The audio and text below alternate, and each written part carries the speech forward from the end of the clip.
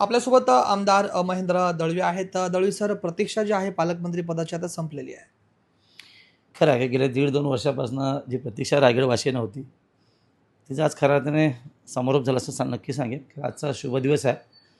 आपला मराठमोळा सण नागपंचमी आहे. आणि श्रावणी सोमवार देखील आहे. अशा शुभदिनी बरेचसे रायगडचे पालकमंत्री होणं, हे रायगडवासियांसाठी आनंदाची नक्की गोष्ट आहे.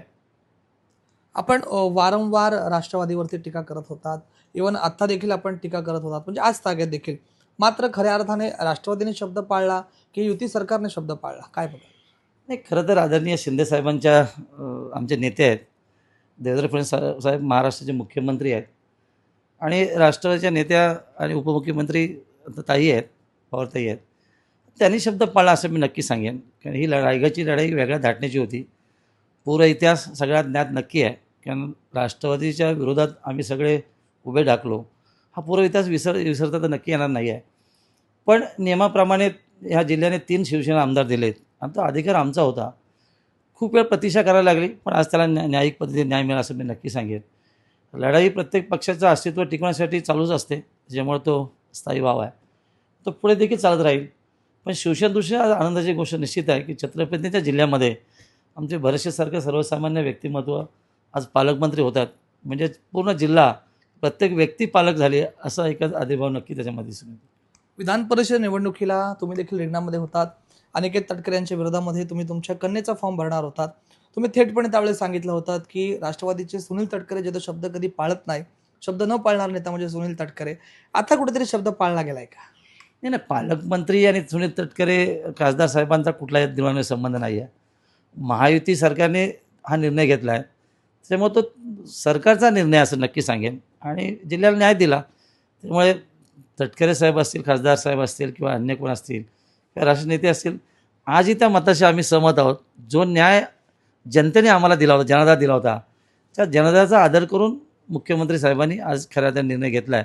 आमच्या शिंदेसाहेबांनी निर्णय घेतला आहे, पवारताईंनी निर्णय घेतला आहे आणि तो सर्वसमावेशक असं मी नक्की सांगेल. त्याच्यामुळे तिघांना आणि महाराष्ट्र सरकारला श्रेय जातं. आगामी निवडणुकीला आपण कशा पद्धतीत सर्व पक्ष मिळून सामोरे जाणार आहात? नाही, आघाडी येणाऱ्या निवडणुका खूप दूर आहेत. स्वायत्त निवडणूक ग्रामपंचायत आहेत. ग्रामपंचायत निवडणुकी वेगळ्या धाटणीची असते. स्थानिक प्रश्नावरती निवडणूक लढली जाते. त्यामुळे आमचा ताकदवर पक्ष आहे, जिल्ह्यामधला सगळ्यात मोठा पक्ष आहे. त्याच्यामुळे आम्ही आमचे सिंगल जाण्याचा प्रयत्न करणार. मंत्रिमंडळाचा विस्तार लवकरच होणार आहे. आपण देखील मंत्रिपदाची इच्छा व्यक्त केलेली आहे. असं आहे की बरेचसे आमचे मंत्री आहेत, आदरणीय आहेत. 4 टर्म त्यांनी आमदारकी भूषवली, त्यानंतर मंत्रिपद झाले. त्यामुळे मला माहीत नाही आहे, वरिष्ठ जो निर्णय घेतील तो निर्णय सगळ्यांनाच मानून घ्यायला लागेल. आशा तर प्रत्येकाला असते की आपण मंत्री व्हावं म्हणून. माझी देखील आशा मी मागे बोलून दाखवली, आजही बोलून दाखवतो.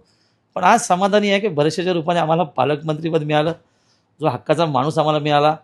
खऱ्या अर्थाने जिल्ह्याला कित्येक वर्षांनी न्याय मिळेल अशी अपेक्षा बरेचशांकडून आपण सगळेजण व्यक्त करतो. सर्वसामान्यातलं व्यक्तिमत्व आहे. अगदी शून्यातनं इथवरचा प्रवास आहे आणि जनतेच्या अपेक्षा खूप आहेत. म्हणून आज सगळ्यात मोठा आनंद दिवस आहे. आजचा शुभ दिवस आहे आणि प्रत्येकाला असं वाटतं की आम्हीच पालकमंत्री झालो, असा अभिमान नक्की आहे. एकंदरीत जिल्ह्याचा विकास खोळंबला होता असं वारंवार समोर येत होतं. DPDCचा निधी जो आहे तो अदा केला जात नव्हता पालकमंत्री नसल्यामुळे. आता कशा पद्धतीमध्ये जिल्ह्याच्या विकासाला चालना मिळणार आहे? नाही, जिल्हा परिषदचा म्हणजे याचा DPDCचा निधी आहे तो सर्वपक्षीय आहे. म्हणजे महायुती धर्म पाळून आम्ही तसं त्याचं वाटप केलं आहे. कुठे खोळंबला असं अजिबात नाही आहे. उलट गतीने आता जाईल. प्रत्येक भागाला त्याचा न्याय मिळेल, प्रत्येक विभागाला त्याचा न्याय मिळेल असं मला वाटतं. त्या दृष्टिकोनातनं खोळंबला असं म्हणता येणार नाही आहे. थोडासा उशीर नक्कीच झाला, कारण ह्या सगळ्या तिढ्यामध्ये DPCचा निधी थांबून राहिला होता.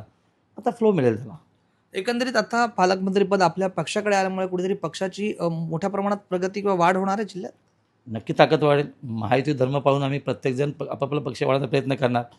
पण शिवसेनेची ऑलरेडी ताकद सगळ्यात जास्त आहे जिल्ह्यामध्ये. त्यामुळे आणखी त्याला ग्रोथ मिळेल, पुढे वाढेल, लोकांमध्ये उत्साह येईल. कारण बऱ्याच वर्ष म्हणजे मागच्या टर्ममध्ये देखील बरेचसे मंत्री होणार, पालकमंत्री होणार, त्यावेळेस होऊ शकले नाही आहेत. पण आताच्या टर्ममध्ये बरेचसे मंत्री झाल्यानंतर अपेक्षा होती की ॲज इट इज त्यांना पालकमंत्रीपद द्यायला पाहिजे. उशीर नक्की झाला, पण न्यायिक पद्धतीने आज त्याला न्याय मिळाला आहे. आणि खऱ्या अर्थाने कित्येक वर्ष ज्याची अपेक्षा माझ्या रायगडचे शिवसैनिक जनता करत होती, त्याला खऱ्या अर्थाने न्याय मिळाला असं मी नक्की सांगेन. सर, या ठिकाणी आवर्जून उल्लेख करावा लागेल की पालकमंत्री पद जे आहे ते ज्यावेळेस आपल्या पक्षाकडे येत नव्हतं त्यावेळेस पहिलं आंदोलन जे आहे ते आपल्या अलिबागमध्ये आपल्या मार्गदर्शनाखाली झालं होतं. खरं आहे की रायगड जिल्ह्याने जो जनाधार दिला होता विधानसभेच्या निवडणुकीमध्ये, किंवा त्याच्या अगोदर ती लोकसभेला खासदार तटकरे साहेब निवडून देताना ज्या पद्धतीने शिवसैनिक प्रयत्न केले, आणि म्हणून झालेल्या निवडणुकीनंतर 3 आमदार या जिल्ह्याने आम्हाला दिले होते, आणि बरेचसे सिनियर आहेत, तर सिनियरिटीप्रमाणे त्यांना मिळायला पाहिजे होतं. पण काळानुरूप त्याच्यामुळे थोडासा चिडा निर्माण झाला. आता तो बदलला आणि खऱ्या अर्थाने जनतेला न्याय मिळाला, आणि म्हणून आजचा दिवस आनंदाचा दिवस नक्की आहे, कारण आज नागपंचमी आहे. त्यामुळे नागाला पण पुजतो नक्की. त्यामुळे ह्या सगळ्या गोष्टी लक्षात ठेवून मला असं वाटतं की येणाऱ्या काळामध्ये बरेचसे प्रामाणिकपणे रायगड जिल्ह्याच्या जनतेची सेवा पालकमंत्री म्हणून करतील. आता ते मंत्री आहेत, महाराष्ट्र सेवा ते नक्की करतात, त्यांच्यातून घडते, आणि चांगलं खातं त्यांच्याकडे आहे. सर्वसामान्य जनतेला न्याय देणारं खातं आहे. खरं तर प्रत्येक ग्रामविकासाला चालना देणारं खातं आहे.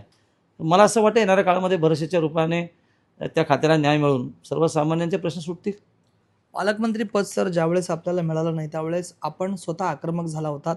आपण म्हणाला होतात की पक्षश्रेष्ठी एकीकडे आणि आमदार महेंद्र दळवी एकीकडे, का पालकमंत्री पद मिळत नाही, आपण आक्रमक भूमिका त्यावेळेस घेतली होती. आजी त्या मताशी मी कायम आहे, कारण पालकमंत्री हा आमचा अधिकार आहे जो जनतेने दिला आहे, आणि तो आम्हाला मिळाला पाहिजे ही पहिल्यापासूनचं माझं मागणं होतं. ते आज त्याची पूर्तता झाली असं मला वाटतं. पण खरं त्याने उशीर झाला या सगळ्या गोष्टीला. खरं तर बरेचशेंना पहिल्याच मंत्रिपदाच्या वेळेला पालकमंत्रीपद घोषित केलं असतं तर गतीने काम करता आले असते, महायुतीमध्ये पण दरार आला नसता. पण या सगळ्या गोष्टी ज्या आपण बघतो, कारण तटकरेंचा पूर्ण इतिहास लक्षात घेताना ज्या पद्धतीने आतापर्यंत गेले कित्येक वर्ष राजकारणामध्ये उलटफेरकांचं काम केलं, आणि म्हणून झालेल्या विधान परिषद निवडणुकीमध्ये ज्या पद्धतीने एक रणनीती तयार झाली, लढलो असतो तर आम्ही जिंकलो असतो. पण वरिष्ठांचा आदेश पाळला, महायुतीचा धर्म पाळला आम्ही, आणि आम्ही भरतशेठ किंवा महेंद्र थोरे असतील थोडंसं बॅकस्टेज गेलं, मी नाही गेलो. मी त्या मताशी आजही सहमत आहे.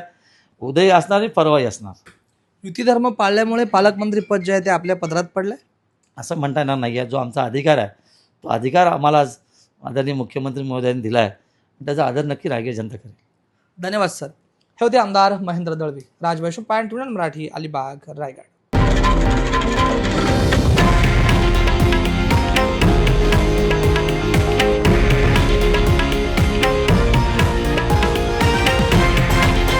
हे आहे देशातील नंबर 1 न्यूज नेटवर्क, आणि आपण पाहत आहात TV9 मराठी, एकमेव.